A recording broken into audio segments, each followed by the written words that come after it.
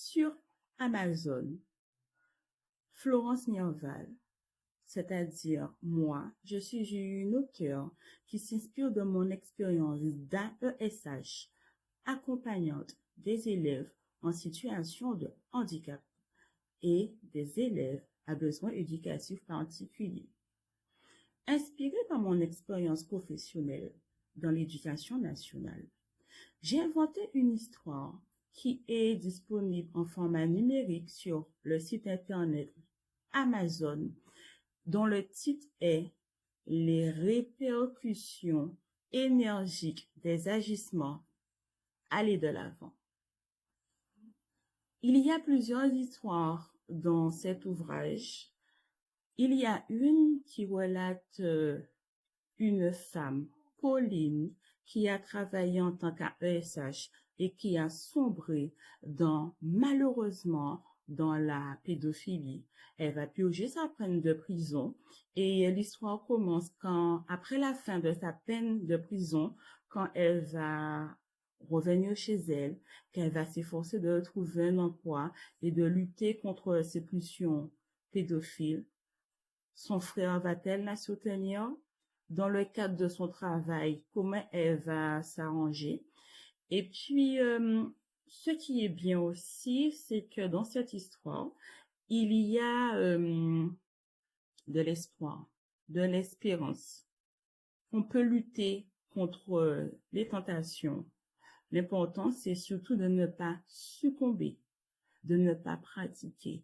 Il y a une autre histoire, c'est celle de une jeune fille qui malheureusement n'a pas l'usage de ses mains, n'a pas l'usage de ses pieds, à tel point qu'à la cantine scolaire, c'est un AESH, accompagnant des élèves en situation de handicap, qui doit mettre la cuillère remplie de nourriture dans sa bouche. Comment cela va se passer vis-à-vis de ses camarades en cours de PS, en cours de français, par exemple?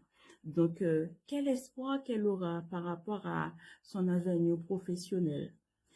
Il y a une histoire très triste et qui montre comment surmonter la tristesse par divers moyens, notamment par l'amitié de cette jeune qui est orpheline de 2 parents.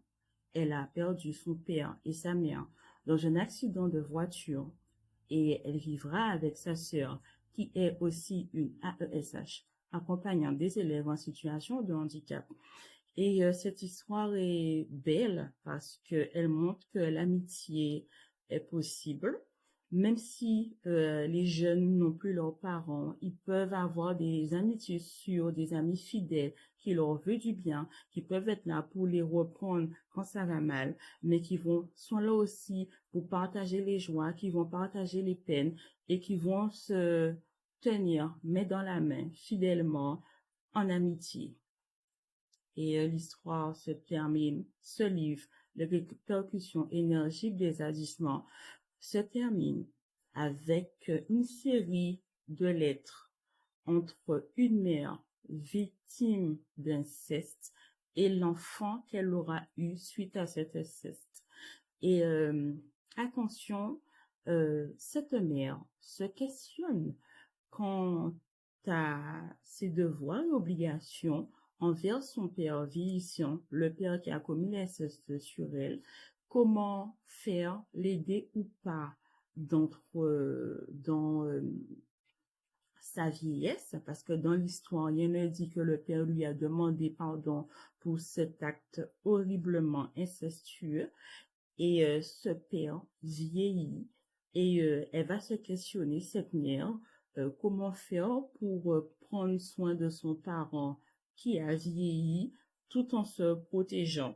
Donc, elle va trouver une solution, elle va parler avec sa fille, et cette histoire qui est résiliente, parce qu'au-delà de la douleur qui est très difficile à surmonter, à savoir que ce genre de douleur ne disparaît pas totalement pour le moment, c'est-à-dire qu'il peut y avoir des moments où les victimes se sentent bien, mais il y a parfois des rechutes, des moments de tristesse qui sont difficilement surmontables, car ces personnes innocentes sont envahies par des sentiments de tristesse, de honte, alors que finalement, elles sont innocentes et qu'elles n'ont rien à se reprocher.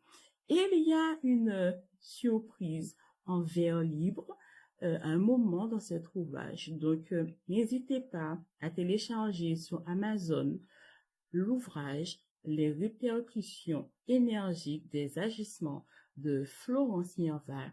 Attention, les personnages sont purement inventés, ce n'est que de la fiction. Je m'inspire de mon expérience de AESH, d'accompagnant d'élèves en situation de handicap pour écrire, mais je ne suis pas un professionnel du milieu socio-judiciaire, donc bien sûr, si vous avez été victime d'inceste, de viol ou autre, que ce soit dans le milieu familial ou dans le milieu scolaire, la police est là pour vous écouter. Un ami digne de confiance est là pour vous écouter. En tout cas, la police est là. N'hésitez pas à en parler à des professionnels formés pour prendre vos plaintes et écoutez ce qui vous pèse. En tout cas, cette histoire a été pure invention. C'est pure invention. Donc, mais j'espère que ces personnages inventés vous plairont et que leur façon de surmonter leurs obstacles vous plairont. Au revoir.